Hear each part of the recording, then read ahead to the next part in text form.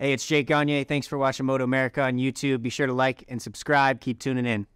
But it's time to get this 17-lap race underway. Medallia Superbike race number 2 is off and running, and it looks like Gagne, the #1 plate, got another good launch. Will he lead us into turn number 1? He does. Bobby Fong on the outside. Fong trying to roll around Gagne. As side by side they go, heading down to the bottom of the hill. Who's going to have the advantage? And it's Jake Gagne who takes the spot for now. We'll see if everybody falls into line. Josh Herrin trying to make a bid for third place around Richie Escalante. So Escalante, or fourth place, he's able to hold off to that. So you have that fresh and lean progressive Yamaha in front of the Wrench Motorcycles Yamaha R1, and then the SB Racing bike right behind him. And sadly, Beaubier got a horrendous start. He's back in 10th, probably, Greg, somewhere back in around 10th place.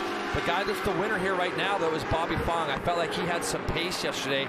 He was doing everything he could to get through on Matthew Skoltz and just couldn't do it. But today, he has got that guy in front of him that he wanted to see, and he can maybe start to get pulled away. The interesting thing about that bike, that ADR Racing R1 of Bobby Fong, he's able to keep it much tighter through these sections of the track, the S sections, and we'll key on that as the race goes.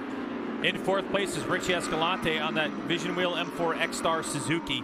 Escalante having a better run at it on this first lap, but we already saw some movement out of the rear tire of Escalante trying to drive up these hills. We'll see how that goes. And then there's this battle back for fifth place as the 99 PJ Jacobsen starting to close some ground. Well, right now everybody's on new tires, so everyone wants to try to put the quickest laps they can down and separate themselves from others. But you can see Bobby Fong, former champion here in MotoAmerica, former Superbike rider as well. We've seen him a lot this year in baggers and hooligans and other things, but now he's back on that Superbike, and right off the bat, only a 10th behind at the start of this race. He knows what it's like to get those good first laps out of the way. Warm up this morning while temperatures were a little bit cooler, but they kind of adjusted the setup in anticipation for not only race 2, but for how hot it will be during race 3 today. He said the bike's feeling a lot more calm, and it's given him some more confidence. I'm hearing that Bobby Fong has just... leading into this event, that grass is soaking, and you just can't run off the track here. So yeah, the other thing too for Cameron Beaubier is he doesn't normally race with this group, and so you've got to really judge if you're using the benefit of the BMW. When he goes around Hayden Gillum there, who's on that Suzuki. Got a lot of bike control, does Ashton Yates. Now again, for Cameron Beaubier, this is probably one of the rare times he races around Ashton, so... Oh no! Oh no! Unfortunately, whoa! Some problem out of the chicane for Ashton Yates. His bike just stopped running. Cameron Beaubier, massive acceleration, nowhere to go. And down goes Cameron. Watch, Jason. You'll see Ashton go through the chicane here. And then all of a sudden, as the acceleration, nothing. Oh, man. You just... and I don't know if Hayden hit him as well. This is... You just hate seeing this right here. Just hate it for Cameron. Here we go. And another good start. Looked like PJ Jacobsen got off the line pretty quick. But it's Jake Gagne, uncontested, into turn number 1 as Josh Herrin now goes up into third spot. So Herrin will try to make quick work of PJ Jacobsen as nobody wants to let the #1 get away early on.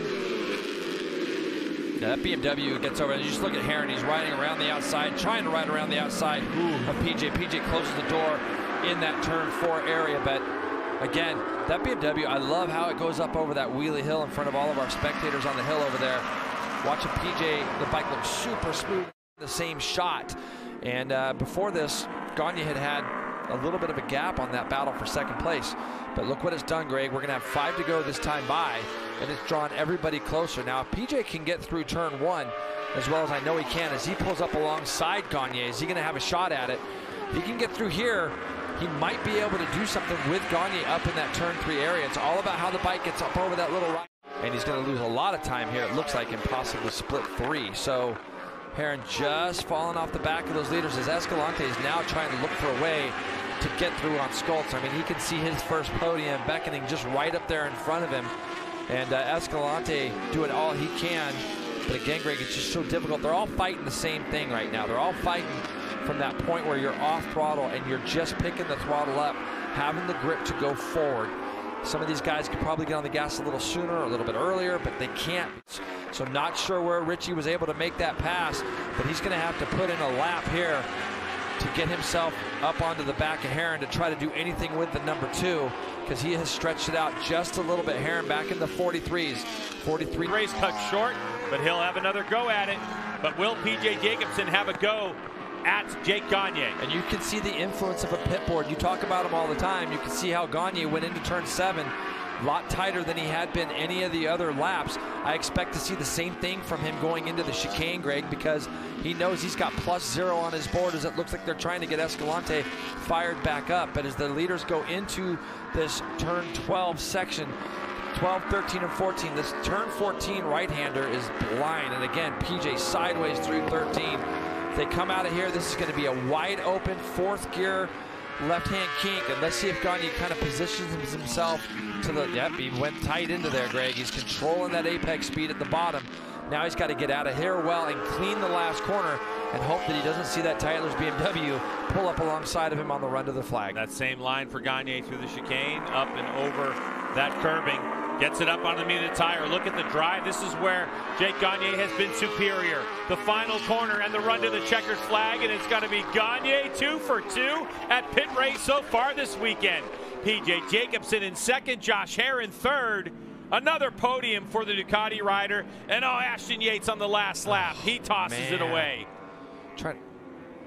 Trying to look back and see where this is at for sideways on the way in, and then as soon as it comes back into line, he's still pulling on that lever ever so slightly. And just off line, Jay? Well, when the bike gets back in line like that, sometimes, Greg, it can snap back.